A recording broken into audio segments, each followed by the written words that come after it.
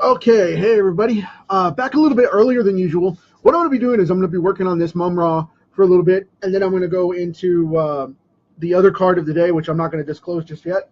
Uh, Bear with me just a second, sharing this with the page so that we have that going on. And yeah, this is going to be a cool one. I know it's short notice, but I just wanted to finish up this card in front of you guys and make sure that everything's functional. You know, let's see. Getting my lead out here. Now, what I mean by functional is making sure that all the videos and stuff are sequential and whatnot for me. But yeah, I'm just going to jump right into this thing. I know there's a lot of stuff going on and whatnot, and I know, like I said, it's out of the blue. So if you guys are freaking out right now, I got a lot of people private messaging me when I posted it, and it's just like, really, man, you're everywhere. Why are you doing it now? Well, I'm still going to do a card later. I just want to make sure that this one gets progression so that everybody can see it. I know it's a big piece, and I did what I wanted to accomplish on that last session, but with this one being who it is and what it is and whatnot, I really wanted to just get it done and let you guys see the progression as it went along rather than just doing it off camera and posting it up there and whatever. I got a lot of good feedback on the original mummified version from yesterday. I thank you guys very much for that. That was awesome. But yeah, I know he's not as spectacular in a pose that you'd want. For most of this stuff would be really, really deep and whatnot. But in this one, I'm keeping it simple because of the fact that I wanted the mummy to get the attention, because the big monstered out version always seems to get the best attention, and I just wanted to give some artistic reflection on my favorite part of the character, which was always the creepy little behind the scenes causing a pain in the butt type of character that Mumm-Ra really was. I mean, this monster version was always behind the scenes until the last minute, and then this little guy was always the one that was actually, you know, this incarnation was actually the villain that got in everybody's face, and he only monstered out when he couldn't manipulate or control them. So I always found that fascinating about the character. He was always behind the scenes as a classic villain. You know, he was the classic crime boss type villain in the background, and then on top of that, he was also, you know, this big rip-roaring monster when he had to be, to go against the leader of the ThunderCats, which was Lion-O, at any given call, and that's what he would do. This dude was really, really gnarly and nasty, and I just always thought that the mummified version was creepier and more maniacal. So I thought he was always a better villain. That's why I drew him first. But I also wanted to give this character its due diligence as well and really pop it out and tear it up so that you guys could see the classic version, not just the 2011 reboot. You know, because a lot of people are like, well, you know, the ThunderCats are awesome. Well, you've never seen the original, so you don't know. Check the source. Check the source. And like I said, I just wanted to hang out for a bit and do some of this, at least some of it, to show you guys that it does come to life here pretty quick.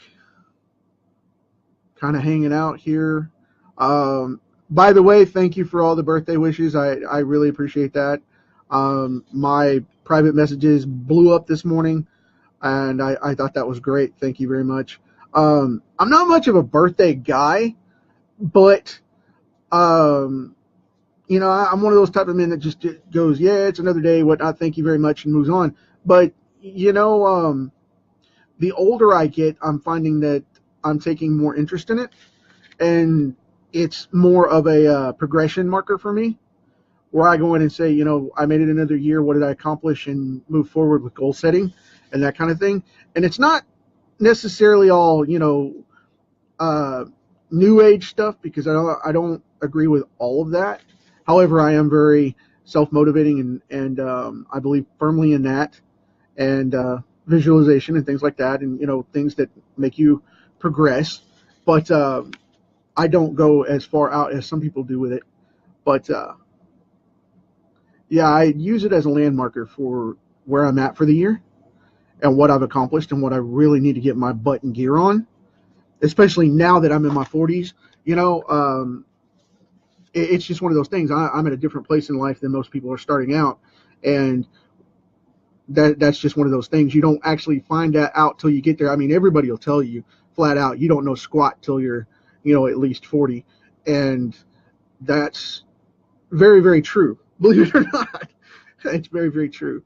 I am a believer and an advocate of that. But as far as this piece goes, I wanted to do something massive because I'm pushing 140 cards now, and I just want to see where we're at. And I wanted to do something that would really rev up the following a little bit and re-energize this, because, you know, we've been doing this for 130 some odd days now, and I just want to make sure that you guys are still getting a cool flow out of it. I mean, if you're not, like I said, you know, if it comes to that, then it'll be time to shut it down and move on to do something else. But I like doing these cards for you guys. I love building up this set. I've built quite a collection, and you guys are going to have access to those pretty quick. Not as prints, though. It will be an original option, but it will not be as prints. So just think about that. And, you know, if you have one that you're really hankering for, let me know, because you're going to need to get into a different position of lineup for that, because there's a lot of requests going in already. You know, if you do anything with these cards, I want one, and da-da-da-da-da. And that kind of thing is coming around all the time. And I'm about to do something massive with all of these, and everybody's going to get involved one way or another to say, you know, either they want them or they don't, and that's fine too. And if you do, awesome. If you're a supporter of it, awesome. That's great. If not, then that's okay too. Because, I mean, there's only, you know, 150 of them to go around as of right now. You know, I've got almost 200 of them planned. But, I mean, if you guys are done with them, then I'll move on to something else, because I don't want to take up your daily time if you're not going to be here. So that's not the only reason I do this. I started this for my training, and that's just been a thing. So I appreciate the support, and as long as you guys keep showing up, I'll keep drawing them. But there are other things on the horizon as well. So we will see where we're at. But anyway, enough about that. I am getting into all of these. Now, I know these aren't going to look exactly like they could. You know, I could go like Mark Silvestri on it and line these things out with a feather line pencil, or, you know, get out my my 0.2 or my 0.3, or maybe even the 0.1. I don't know. I do have a 0.1 pencil. It cracks me up because that lead is like paper thin, tiny, tiny, tiny. And I end up stabbing myself more than actually getting into the pencil itself. So I don't use it often. And I'm torture on those leads because I'm heavy-handed. So I'm always snapping them off. And I could go really, really refined and detailed with this, but I'd rather not. I'm just having fun with it and kicking it out. And that's one thing I wanted to talk about too. You know, there's a lot of people out there that go off and do, like I talked about a little bit yesterday with the rendering thing. I got to smooth my lead down. I've got a line on it. You can see that little line right there. I hit the arch of the card, so I got to smooth my lead down. So I have a point to thicken that up and close that up, that gap. So anyway, I talked a little bit yesterday about the rendering thing. And, you know, there's a difference between having detail and having rendering. Rendering is about putting in all of the details of the actual item to make it look as real as possible. And detailing is more of, you know, making sure everything is there and applicable. And everybody tends to think that's the same thing. A lot of the independent guys that I talk to, everybody I talk to seems to think they're the same thing because, they're in moderation of, it's a moderation of detail and the final creation. But when you render something, that you render it down to make it look like fabric if it's fabric. If not, if you're detailing something, you add just enough detail to make sure it looks like what it is. You add shape, you add depth, you add shadow and all that. But it's rendering is the scalability and the actual progression. I want to make sure I'm getting into this hand and not snagging this card because it's a little gritty. But when you render something, it is more determining the level of detail into it, not the actual detail itself. And I hear that a lot of photorealistic guys are going hardcore into that. And I'm trying to explain to them, you still have to make a page and a half at least a day to get concrete work. And they keep telling me that's a problem. Well, I've discussed many a time hiring artists, but they can't do more than one page. And, I'm like, well, how many pages are you talking? Well, we're talking 3 a week. Well, I can't do that and make a book, you have to at least be able to do one a day. And they will wholeheartedly tell me that, this is independent comics. You can't do that. And I think that's hilarious when they do it because I see people put out books a month all the time that are independent and small press. And now they're using small press as an excuse and a reason to be slow. And I disagree with that. And I'm not one to get on the soapbox about much, but that one really, really just bothers me to no end. To be told that you shouldn't do something and you're overworking it, and to be called a prima donna or some other arrogant name because of the fact that I work and put out these pages all the time, I disagree with that. I mean, Jim Lee puts out one page a day because of the fact that he puts in so much detail into the work. I get that. But he's also on contract and is trying to keep them from giving him so much work that he can't get it done. And of course, now he's in charge of DC, so that really doesn't matter anymore. He meets his annual quota of how many pages he has to do, and then he moves on. So that's a big difference. But, if you're hustling and you're out there making the money and you want to make the comic books and you want to make it a real deal, you got to get out there and get it done. I mean, Jack Kirby did books after books after books. And I say that plural because of the fact that he would do 2 and 3 titles a week. Not just a month, but a week. He was doing 60 and 80 pages a week.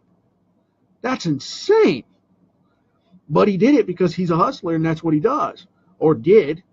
And, he made himself a household name, and he got to design and draw anything he wanted. And that was the thing. He was always drawing. But he did exactly what he wanted to do. And, he talked about going on vacations and all that stuff, just like anybody else, because there's a lot of guys that say, there's a problem with, well, yeah, if I drew that, I could do good, but I wouldn't have a life. Well, the thing is, it depends on what you consider life, I mean, if you want to spend 18 hours out of your day playing video games and that's your passion, then become a professional video game player. Don't become a professional comic book artist, because there's a big difference.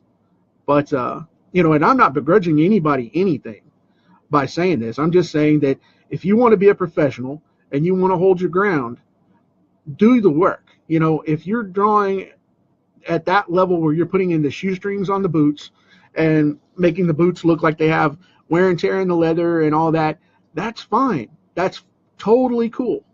I'm good with that. But don't blame it on the style or blame it on the condition of the fans because you're slow. I'm calling you out on that one, plain and simple. I mean, that's just it. Because I'm not slow. I sit here and talk for 30 minutes, an hour, or whatever every day when I do these cards. And yes, they're tiny. But the thing of it is, though, if I go to work on a page, that's going to be different. Because, I mean, I showed you guys that Supergirl page that I did, and it was detailed to the gills, to the hilt and all the way out to where it was just, however you want to phrase it. I knocked it out of the park because of the fact that I did it. And I penciled, inked, and colored that sucker in 4.5 hours. So to tell me that it can't be done is ridiculous. And I mean, I'm not a prodigy or anything like that. And I'm not a, I'm not a miracle worker. And yes, I still have my soul. But I'm just fast. And it's because I want to make money. I want to make money and I want to make comics. And I want to rank out there and say, okay, it's not just about a paycheck because I pick particular projects that I do. But the thing is, if you're going to get out there and you're going to make a living at it, you got to do the work. So think about that and make it happen. Because, whining about it saying, oh, I'm independent and, we need more time. Well, that's because you're a slacker and you don't do enough work. I'm sorry. I'm calling you out on it. Plain and simple. I know a lot of people will get ticked about that. And I hope I don't offend anybody because I'm not saying that in a hostile way. I'm just telling you flat out, if you're not doing the work and you're wondering why the professional companies aren't taking you, it's because you can't produce enough. When an editor says, well, how long, this is a beautiful page, how long did it take you to make it? And you tell him, oh, 3 days, you're done. I'm sorry, you're just done. Well, why didn't you ever call me back? Well, it's because, sorry, man, you're just too slow for what we're doing. Hate to tell you, but you're just too slow. And, I've even been told that. I've been told that before, and that's why I sped up, because of the fact that I was told flat out that I was too slow. And that was part of why I got faster. And how did I get faster? I did this. I did this all the time. I draw full cards, full images, full pages. I burnt through probably $1,000 worth of pages. And I'm talking full Bristols, just practicing to get to the point to where I can do rendering where I need to. And, I say it can be done, where most people say, well, you can't do that and be expected to get quality work. Oh, bull. So, there's a bunch of whiners out there, and I'm sorry, but it is true. That's one of the things about the industry that's damaging it, is there's so many people out there saying that they need to, well, I need so many days per page, and I need, so many pages per week, and that's where I'm at and what I can do, and da-da-da-da-da, and I'm just like, really?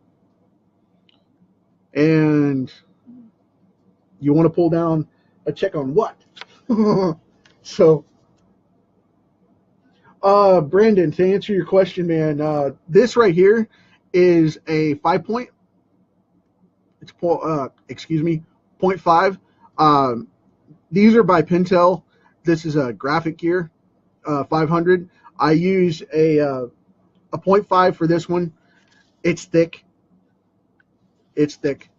I use an animation style in my comic work, so it's got a thicker line to it. The reason I do that is because of the fact that I want to use more detail, and I just use a thicker line process to where it has that old school kind of comic book feel to it, rather than necessarily going all out with the 3. Now, when I pencil comic pages, that's a little different because I tend to use a 0.3 first, and then go all the way out to the shading of a 0.9. It just depends, man. I mean, the line weight control is normally in my hand, so, and I'm really heavy-handed, so like I said, I like to make them thick, but it is what it is. So, but anyway, yeah, I'm trying to make sure that I shell him out here and don't make him look like an action figure. That's weird. Sometimes they come out that way. But yeah, guys like Mark Silvestri, Los Patasio's another one, great guy, and they hammer it out every single day, man, and they're doing 2 and 3 pages a day. So you can't tell me it can't be done. Especially now that it's digital, they just tear it up. So those guys are awesome. Mike Turner's another guy. He used to do, he used to say that he used to do 3 pages a day, and that's a lot. That's massive for that level of detail of what he put into his work. And whether you like his style or not, that's okay. But it's still all about what you get at the end of the day as the result of the page. And a lot of people were complaining about that when, there was a debate about it in a couple of the groups and whatnot. It's, you can't do 3 pages a day and have decent work. It's going to be a shell. No, it's not. I work an average of 12 to 18 hours a day, and one sitting, I'll knock out 2-3 pages average. But the reason I do, and at this level, not at my normal cards, but at this level. And the reason I'm able to do that is because I lay all my pages out first. I lay out the entire book. And that's what Kirby used to do as well. I mean, he had the skill and knack for going straight to the page, which was nuts. But I would never take claim to try to pull that off, because of the simple fact that the dude was just crazy. He had the shine or something. He could go straight to a page. I'd never seen another artist do that. He could go straight to a page and just knock it out. I mean, I've seen Jim Lee scribble some stuff out in some old videos, those old Stardust videos that they put together, the Image Boys put together, and had Stan Lee host and whatnot. And I mean, that's just one thing. But going all out and doing, cold, no layout, straight to the page, not me, man. Not going to do it. But all the hard work's done. All the storytelling's done whenever you do that. So stop freaking out about it. You know what I mean? I mean, so many people freak out about that stuff, and they never get to the point to where they go off and come back full circle and enjoy what they've done. Now, I know these serpents suck right now, but I will refine them when I ink them, because I'll look at the actual logo, and I'm doing this freehand right now just to scribble it in there so we have something. But I know that the serpents have fangs and whatever. But this being a sketch card, I get away with a little bit more too. So, but Mumm-Ra had these massive ribs, man. They're just insane.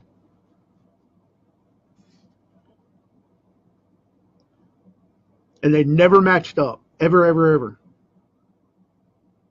But you can play with his anatomy a little more too, because like I said yesterday, with this one, it's a little bit different than what you normally get when you go and see a rib cage and whatnot.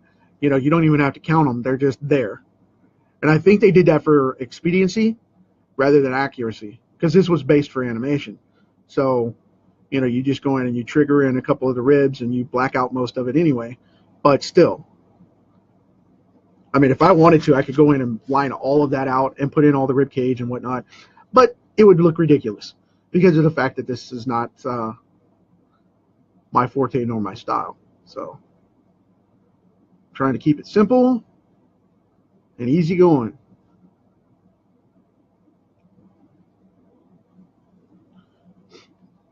And the funny thing was, I had somebody tell me yet again just yesterday that it's like, your style wouldn't work in black and white. It needs color. Oh, I think it's doing okay. That's another thing. People debating color over black and white. All of these comic books that you see drawn, the funny thing is they all make the cut in black and white. Think about that. Why are you arguing color? That cracks me up to no end, because it's like everybody's crying and whining and blah, blah, blah about color. And the funny thing is nobody's actually doing anything about it. The reason is because of the fact that it doesn't exist. So, I mean, you either do something in black and white first or it doesn't exist. So why scream about color not working when the first thing it goes to is black and white? If it doesn't work in black and white, it's not going to work in color at all. So to tell someone that they have it in black and white and it doesn't work, that's idiotic. And I'm sorry, but it's true. If you're arguing over that, that's one of those things I'm going to call you out on too and say, hey, it's done. Sorry. Well, your stuff would look so much better in color, and that's what I'm saying. Well, of course it would look better in color. Everything looks better in color because we're trained to read color. So, hey, Marcelo, thanks, man. I appreciate it. Tom popped on and hung out. That's awesome. Thank you very much.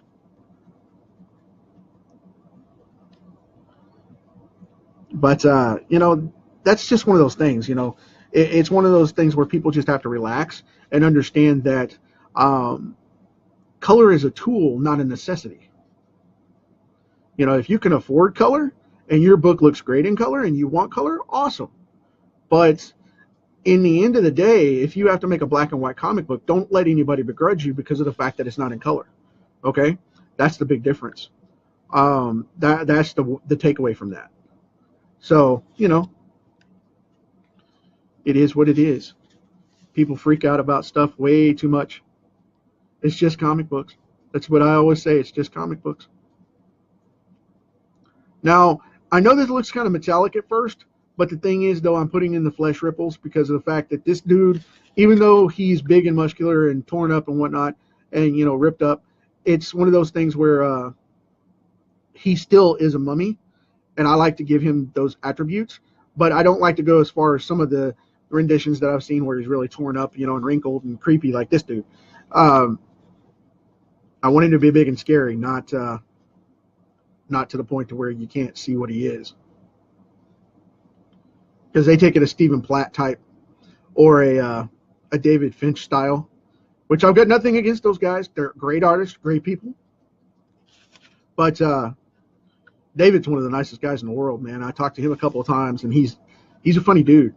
I talked to him back in the early 2000s. I was taking an art class that they had online where he was drawing a video for Gnome, I think it was, and it's an online art training site service type thing, and I got the video course from it, and I just wanted to see what he was doing, and it was him drawing women, and it was freaking phenomenal. It was great.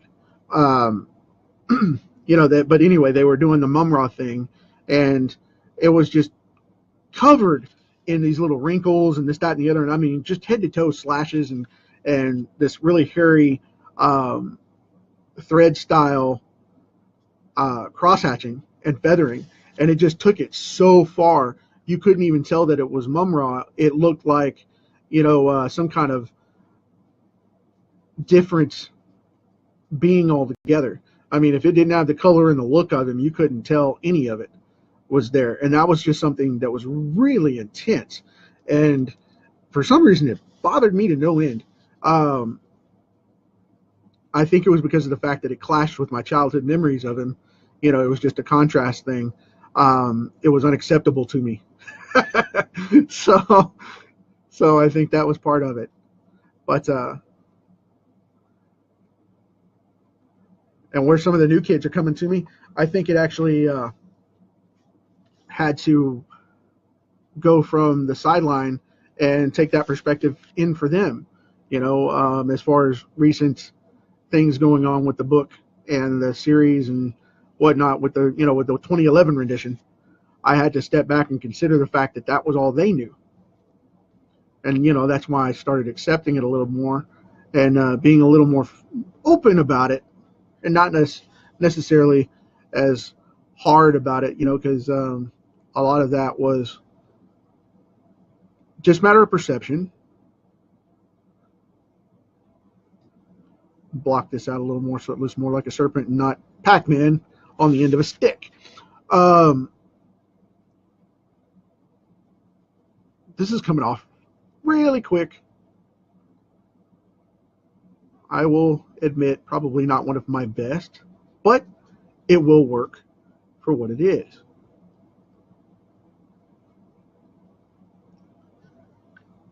Thicken that up a little bit.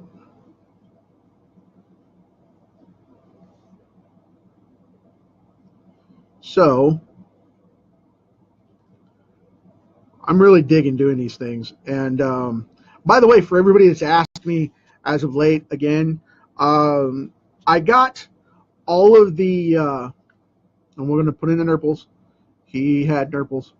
Um, One of the things that I did finish up was the inking for all of the cards. They are inked up. They are literally done. Um, the last one is this one. I am caught up. Today's card, however, will not be inked right away. I'll do that this weekend after I get out the final couple of commissions I've got.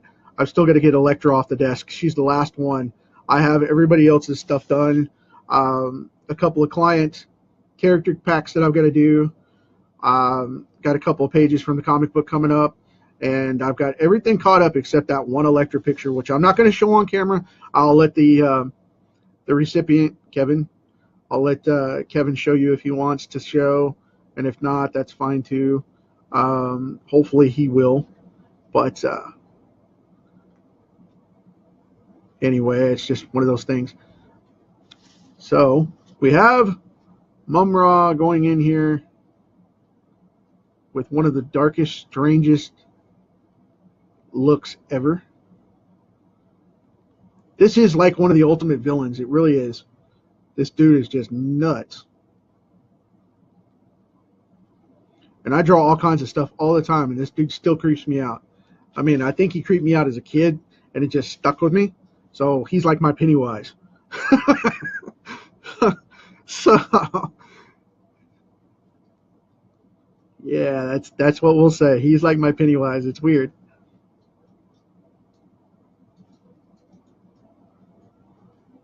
But I mean, I was what, 10 when this show came out? So, what do you expect?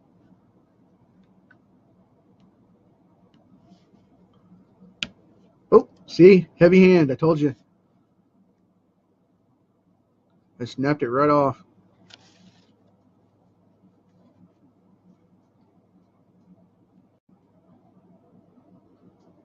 Let's see.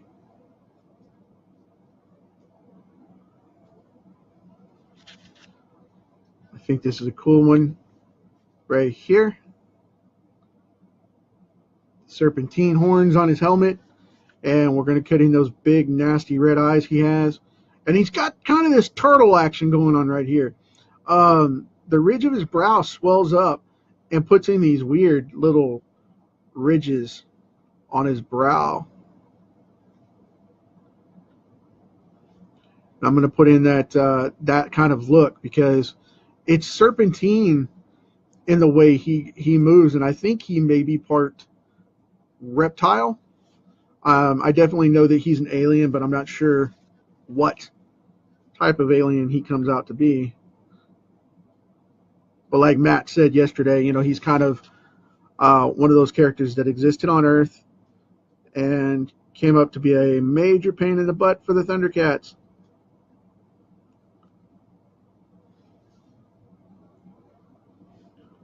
Okay.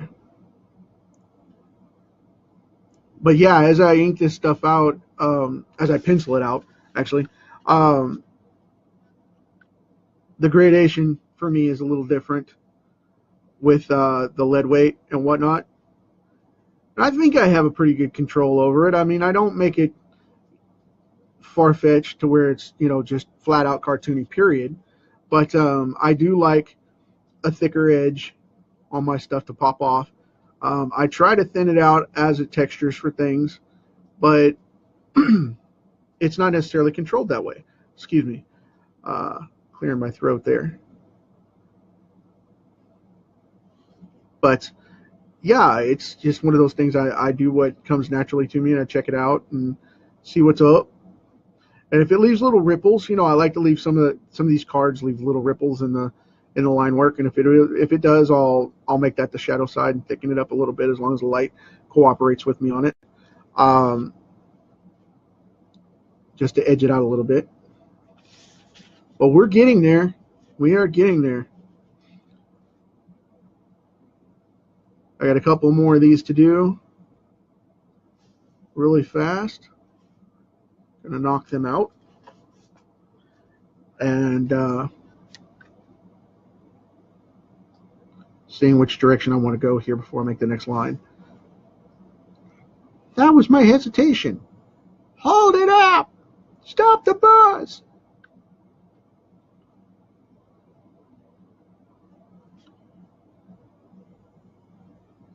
If you've never seen that movie, that's Brendan Fraser and Alicia Silverstone. Yeah, Alicia Silverstone were in called Blast from the Past back in the 90s. It's about Brendan Fraser being trapped in a bomb shelter with his parents because they think a nuclear disaster's happened in the 60s, and he's raised to be 35 years old underground in this bunker. And it was one of those things where they sent him out to get supplies on the surface. It was funny. You just got to watch it. It's a string of mishaps. String of wonderful, wonderful mishaps.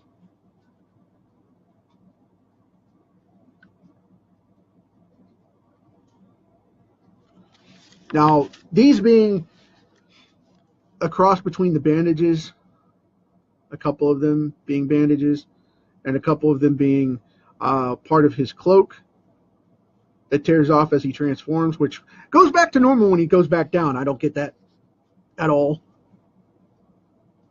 I'm going to be mixing the textures here.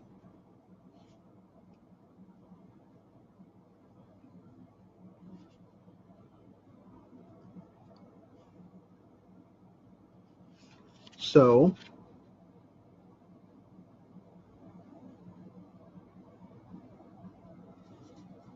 I want to keep it very simple and really clean with this because it's hard to tell which way they go after a while.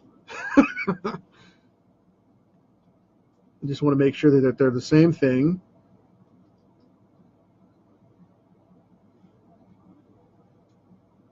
I'm going to put an unexpected curve right here.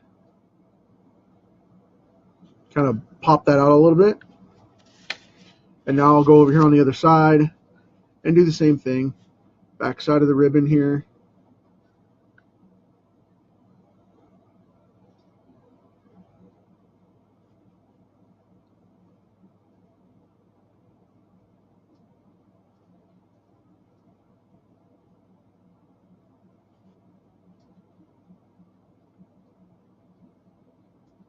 Fleshing that out just a little bit to make those pop off, like I said. But being different styles and sides and sizes and textures and whatnot, I'm going to shake things up a little. Like this one will be a red one, so I'll put a little bit of a hard shadow on it.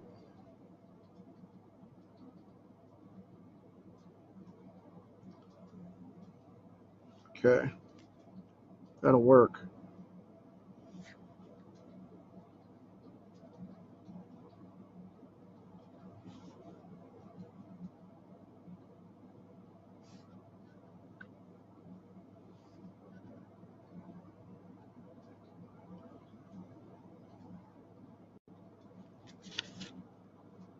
Okay, now go in here and put in the crown, as it always goes, black right here across the top. And that doesn't, that really doesn't matter no matter how you draw him and no matter what light. It is always the dome that goes black on this thing. And I think the back of his helmet is actually black. I know in the cartoon there was some metal color behind it, but they always color this part black, no matter what. No matter how he stands, no matter how he faces, it's always blacked out. So I don't know what that was for, but there it is. Nonetheless, it is blacked out. Going to kind of put in a little bit of a 300 kind of feel for the metal. But the old school squiggle and loop, as it were. And I'm going to put that one like that. Now, what I'm going to do on this one is I'm going to go more of a cast style. So we'll put a thick line on one side And then same lighting, so we'll put it on this side. We're going to build that up. And because it's on the shadow side, I'll put it like that. But this one will have a highlight on the counter side, so you don't want to black it out. But anyway. And this is another thing. I didn't get how he flexed his chest with this thing on it. Because this is stuck on him. This symbol of the ancient evil that he's supposed to be with and whatnot, it always stuck on him and whatnot. And it was always funny that his chest would always flex and move, but that thing would never that symbol and shield would never move.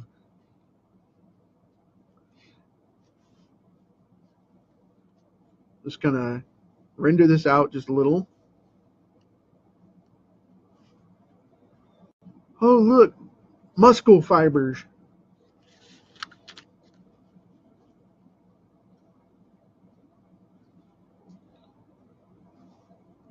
Now, I'm not going to do too much here because I don't want to mess this up or overwork it. But what I'm going to do is I'm going to put in this little hook right here.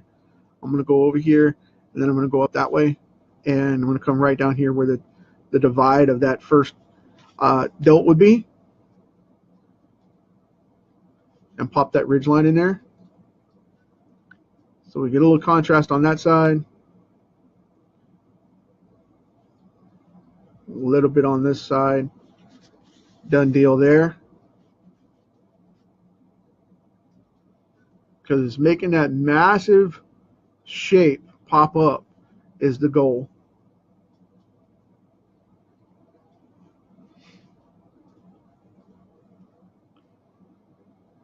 And take what I say with a grain of salt. I don't know anything. I just like to be on here. I like to get on here and hear myself talk.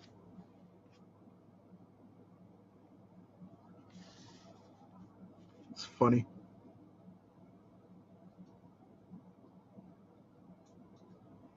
You let a guy draw one comic book and he just goes nuts.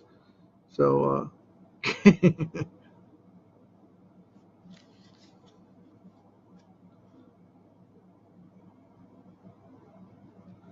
I don't want to render this arm very much because of the fact that I don't want to over detail it, having to draw all these muscles in. Because if I draw one, then I got to draw them all, and it goes crazy, and it's no fun.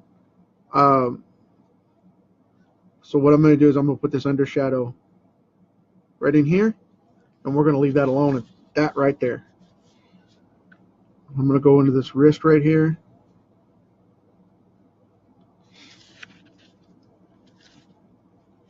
And then on the hands, we're going to go in here and pop in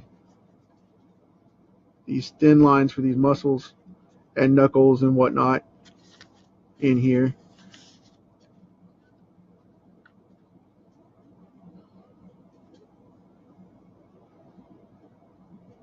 Okay. And we're going to start on this side.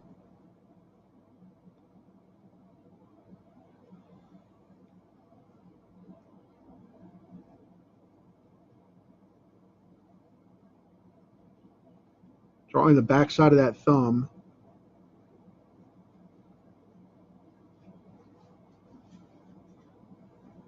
Going to be a lot of black down here because this is where the Mumm-Ra transition is going to change. But I'm not going to totally cop out with it as much as I'd like to. I'm going to get that first knuckle in there.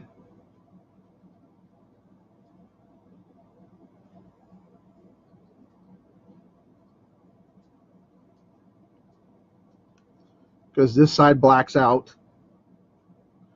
And then with a little highlight on the pinky knuckle, we've got the ring finger right there.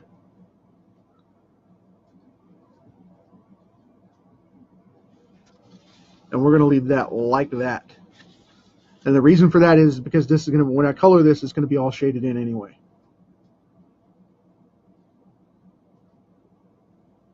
And this one will look a little more like a thumb.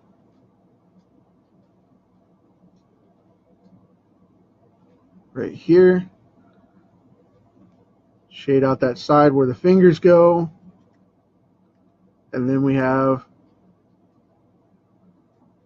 Theo Knuckles. A little bit of veining. I don't want to do too much of this either, because if I do this, then I have to do it throughout the whole thing and make him look like Schwarzenegger. And it's, no. I don't want to do that.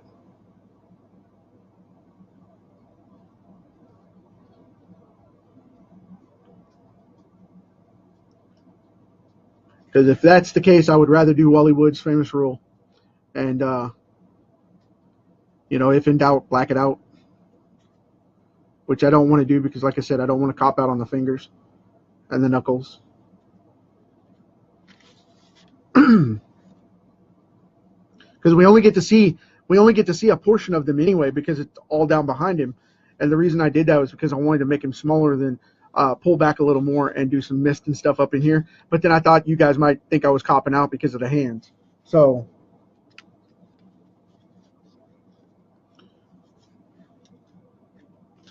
I went that direction instead.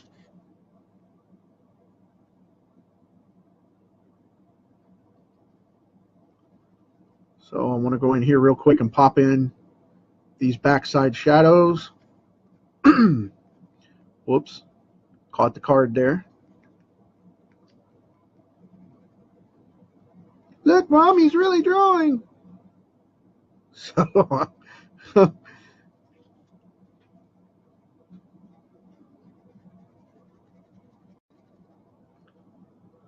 go ahead and flesh in some of these so we can see what's going on and make him really pop off.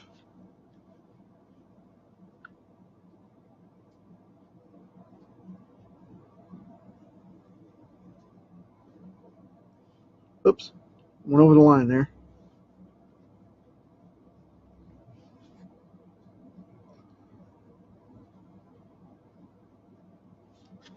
So now we have the Egyptian style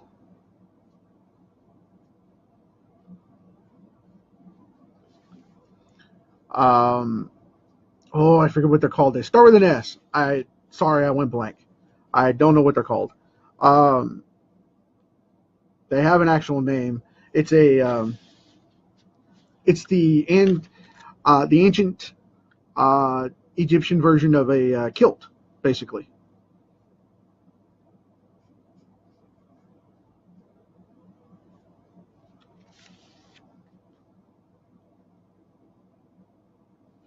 There we go.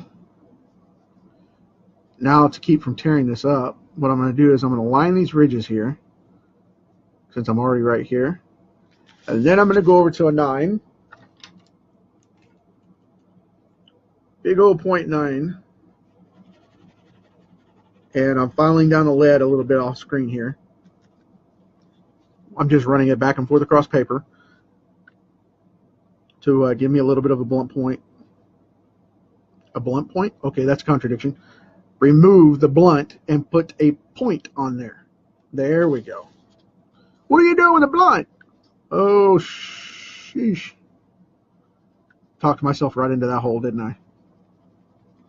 But, yeah, this was a new lead, and it was very blunt, so I had to file it down. And all you do to do that is just, so it'll maintain a consistent gray tone, is just take a plain piece of paper and scribble back and forth, and it'll keep it from getting hard edges and whatnot, for the most part anyway.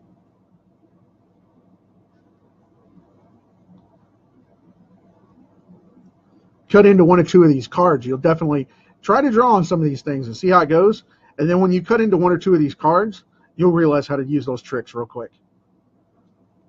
But that flat edge definitely helps with this problem. I'm going to get right up against Mumm-Ra's nugget there. And pop a shadow in here. And like I said, this is like kind of like a tunic, a wrap, or or even, like I said, like a like a kilt. Because it's got gold decorations down here, which I've got this fine point now on this edge. I'll go ahead and draw these in. It's got this fine gold detailing at the bottom, but for the most part, we're looking at blue up here, red down here, and it's just symbolic fabric of the way he does whatever his origin is, and they never say.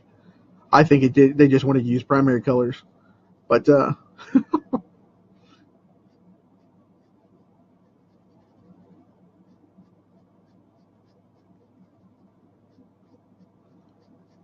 gonna finish this off here, and I think we have a great one.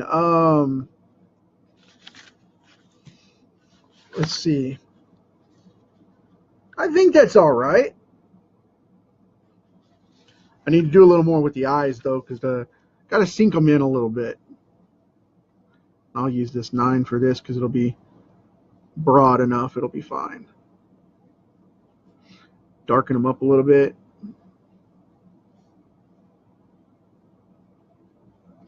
Yeah, that's cool.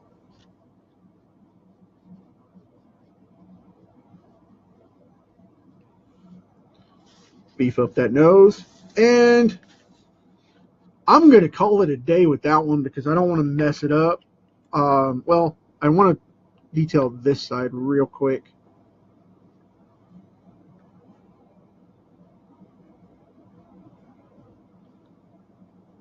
In these bandages. Put a couple of squiggles in there.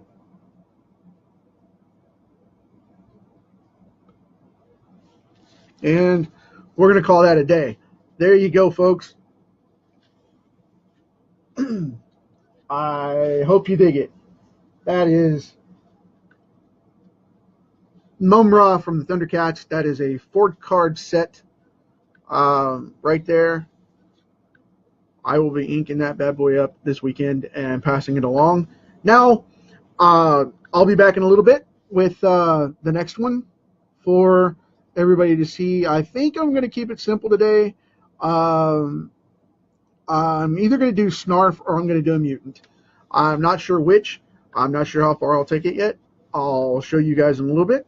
Thanks for hanging out with me, and I hope you enjoyed the session. Talk to you soon.